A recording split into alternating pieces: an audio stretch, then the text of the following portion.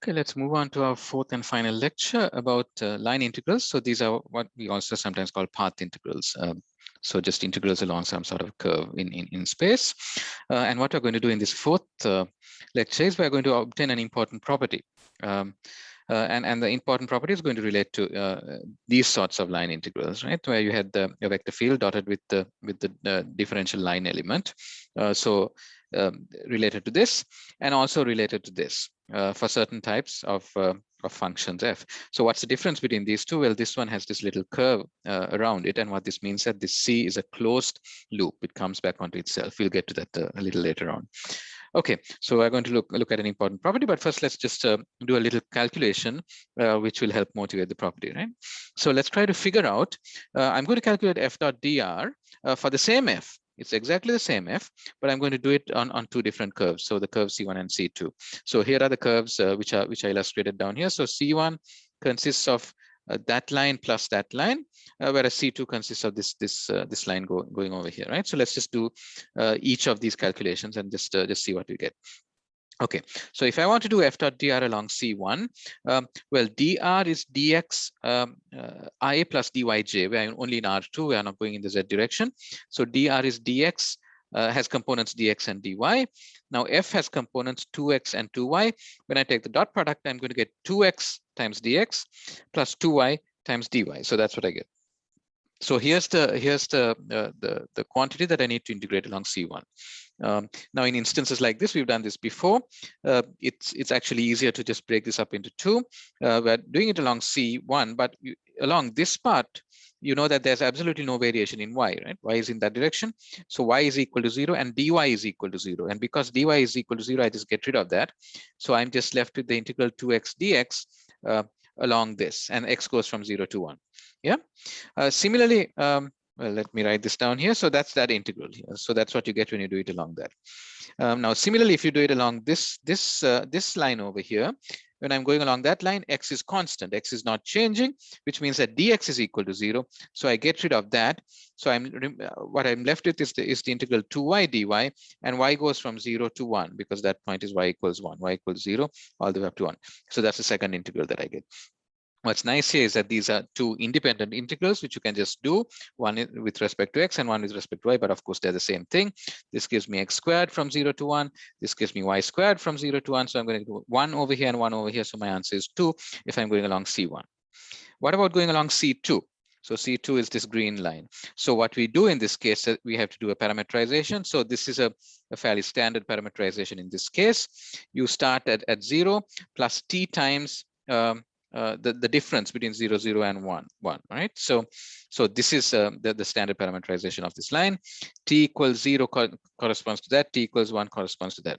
Okay, now I want to point out here that there's actually a directionality whenever you're doing an integral f dot dr. So that's why I've drawn these lines over here, right? So if I do f dot dr like that in that direction, it's going to be negative of what I get if I go in the opposite direction, right? So that's an important point.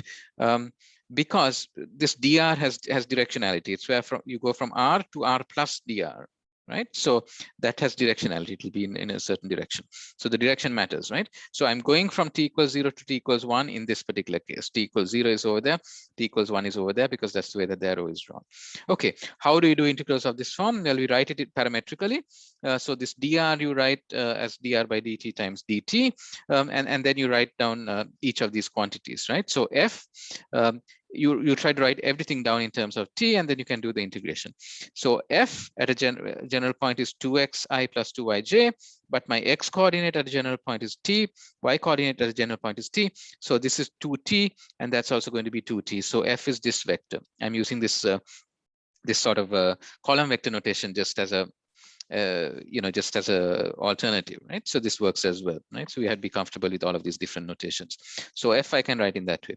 What about dr by dt? Dr by dt is I need to take the derivative of this. So the derivative of this with respect to t, well, that's just going to be a 1 there and a 1 there. So it's just I plus j. Yeah, so it's I plus j, or if you prefer, it's a vector with components 1 and 1 in the x and y direction. So that's what you need over there in order to write. So now we're in business. We can take the dot product between these two vectors. It's quite easy. I get 2t plus another 2t. It's 4t. 2t squared is the antiderivative. 0 to 1, I get 2. 2 once again. That's the same answer that I got when I did the integration along C1. So, so in this case, the integration along C1, which was exactly the same as the value that I got when I integrated along C2. Right. So here's a question that I like to sort of pose here. Are integrals independent of the path? So in both of these cases, we started at the same point and we ended at the same point, but we took different paths. Are they independent of the path? Can I do this along some other path like that? Will I get exactly the same value? So is it therefore only dependent on the endpoints? So that's a question that I like to pose, and we'll answer that. So it turns out that it's not true in general. This is not true in general, but it was certainly true for this instance. But we only checked 2 possible paths here, right? So it's not clear whether, I don't know, I take a circular arc or something from there to there and try to do it. Will I still get 2? Well, it turns out actually in this case you will, but it's not obvious, right? So from what we have at this point. Okay, so let's develop a little theory for this. Now you might remember something that we've introduced before, a conservative vector field. A conservative vector field is a vector field such that there exists a scalar field where that your vector field can be written as negative the gradient of the scalar field. So your scalar field is the word conservative here is used mainly in the sense of energy, because, for example, a very natural way of natural example related to this is that phi can be the gravitational potential energy, and in that case your force is going to be your gravitational force, and the negative sign here is to ensure that actually makes sense in the way that we think of potential energy. So you might see in other situations where people don't have the negative sign. It doesn't really matter whether the negative sign is there or not. It's just a convention that we're going to be using. So for us, a vector field F is conservative if you can find a scalar field such that the gradient of the scalar field, negative the gradient of the scalar field, is equal to the vector field. Okay. Well, it turns out that that's the sort of main condition that we require for path independence. This is called the fundamental theorem of calculus for paths. Right, so fundamental theorem of calculus for path integrals, if you will. Okay, so we got a vector field and we're insisting that it's conservative. It's conservative. If so, then when you're doing this integral f dot dr, it depends only on the endpoints and not on the path in between them. So you're going from a beginning point to an end point, whether you go along C1 and do the integral f dot dr, or whether you go along C2 and do that integral, you get exactly the same value.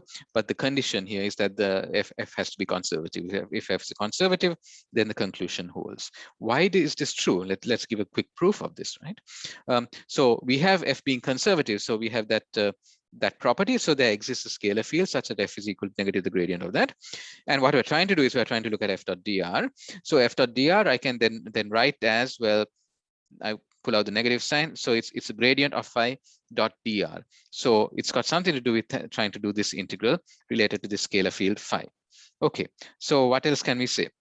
Now, when we try to do this integral, we try to do it in a parametric form typically, right? So here's some general curve going from an initial point A to a final point B. Let's assume we've parameterized this so that R of t is your general location along this. That's R of t. And then this point corresponds to t equals, let's say, C, some value. And this final point corresponds to t equals D, some value. So t, this parameter takes values in this interval. So as t is varying, you're tracing out this curve, basically, going from t equals C to t equals D.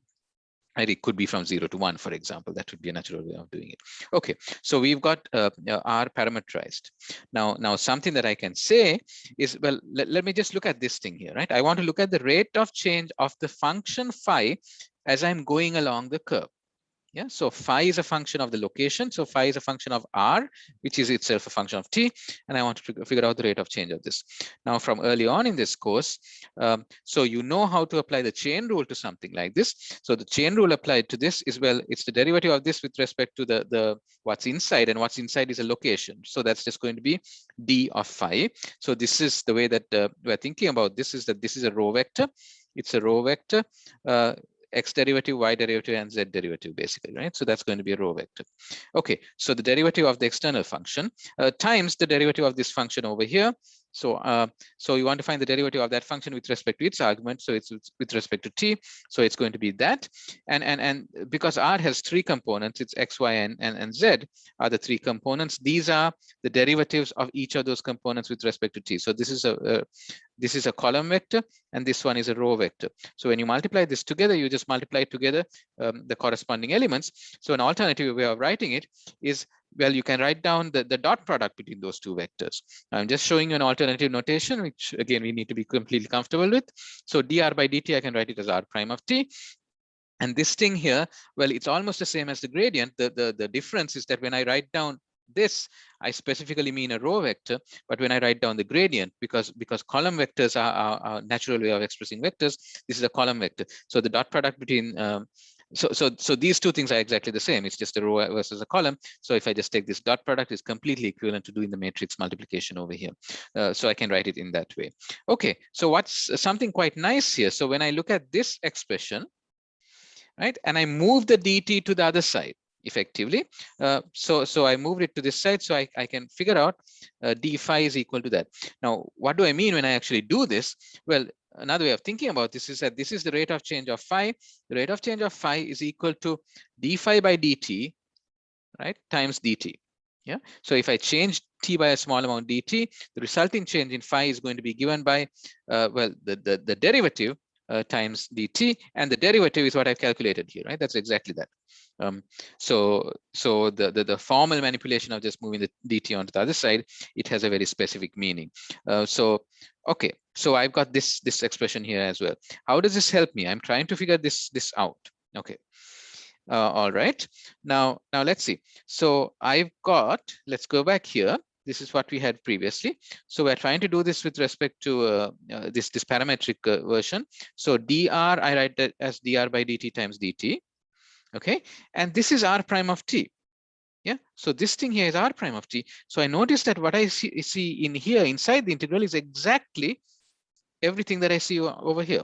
So it's gradient of phi dot r prime of t times dt. So that enables me to then rewrite this integral as negative c to d of, well, actually, let me take out the c to d for the moment. I'll come back to that. So it's negative d phi. Yeah, it's just telling me that I need to calculate the antiderivative of this, but I need to put in limits over here. Now remember, we had to be careful about just how we express these limits. Now, when I've got a dt over here, so that means that these are t limits, but I've got a d phi over here. So these things had better be phi limits, right? So it should be phi limits corresponding to these values over here. Yeah. So when t is equal to c, that's at the beginning point, that's at this point a. What is phi at that point? Well, I guess I have to write then phi of a. Yeah, that's my lower limit, and my limit at the top has to be phi of b. Yeah, at whatever those values are. So when I do this antiderivative, I just get phi. Right. So I get okay, well, I got the negative sign out front. I write that down, and then I get phi evaluated between these values, right? And what you see is what you get is minus phi of b minus phi of a.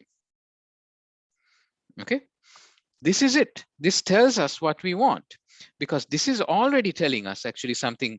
It's telling us, look, the values at these intermediate points don't really matter. All you really need to know is that if the function is conservative, then there exists a phi which is given by this thing here. So phi is a scalar field. Phi takes various values at depending on different points. When you do the integral, you end up with this. It's just a difference between phi at the beginning and the end points, right? So you can worry about the negative sign and so on, but it only depends on the beginning point and the end point, right? So so that gives us this theorem that we got over here, which says the fundamental theorem of calculus for paths.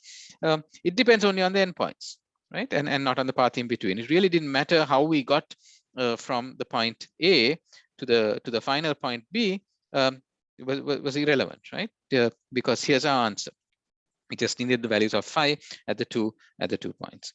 Okay, so point I'd just like to make is that this statement is not necessarily true for non-conservative f. So if the vector field that you're integrating over is not a conservative vector field, it's not going to work. Let's look at the previous example. The previous example, we had this vector field and we had these sort of two curves that we looked at, right? And we got the same answer. The answer that we got was 2 in that case. Well, if I choose the scalar function this minus x squared minus y squared, the gradient of this is going to be minus 2x in the x direction, minus 2y, and then 0 over here. And then if I look at what I have over here and what I have here, right? So this, I haven't actually written this down, but then I can say that there's a 0k here. Right, I haven't bothered to write that down.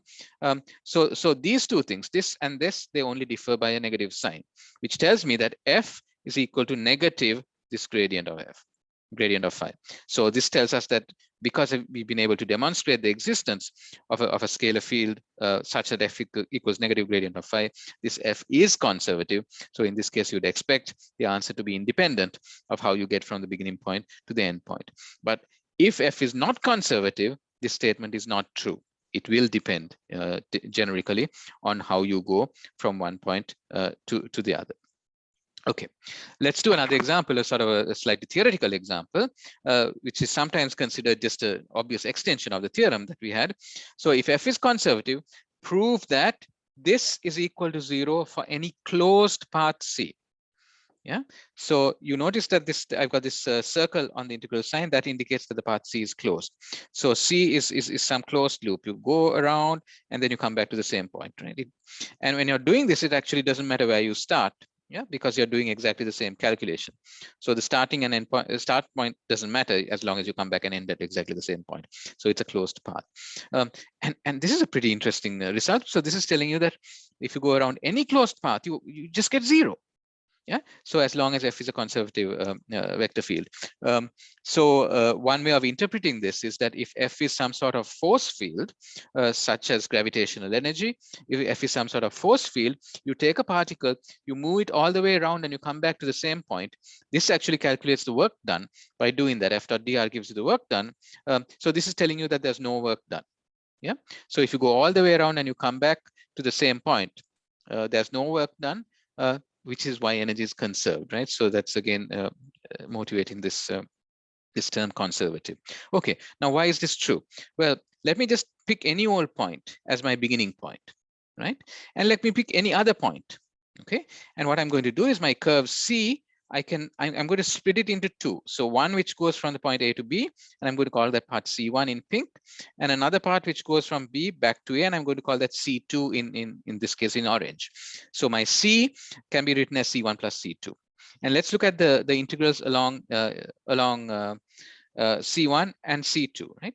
Now by the theorem, think of doing the integration going from A to B. If f is conservative, it's path independent. So if I do the integral by doing that, right, by going along C and coming to this point, or if I do the integral by going along C2 backwards to A, I should get exactly the same value, right? So in other words, f dot dr integrated along C1 should be f dot dr integrated along C2 in the opposite direction, negative C2. So I've got a negative out there because it's backwards, right? So C1, you can see that the line goes in that direction. C2, I'm sorry. So if you go backwards, you're going to get negative because your dr is going to be changing in the opposite direction. So you're actually going to get negative. So by the theorem that we had, so we've got this.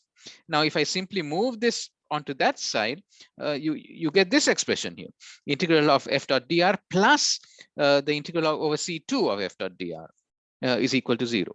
Yeah, that's what we get here. But wait a minute, what does that mean? So that means you do this integral plus you do that integral. Well, that's another way of saying you're doing the integral over C1 plus C2, which is, of course, is C. So then you're going to get 0. So that's an important property related to line integrals, which tells you something about conservative vector fields, and in particular, we established the fundamental theorem associated with this. So this is the last lecture related to line integrals.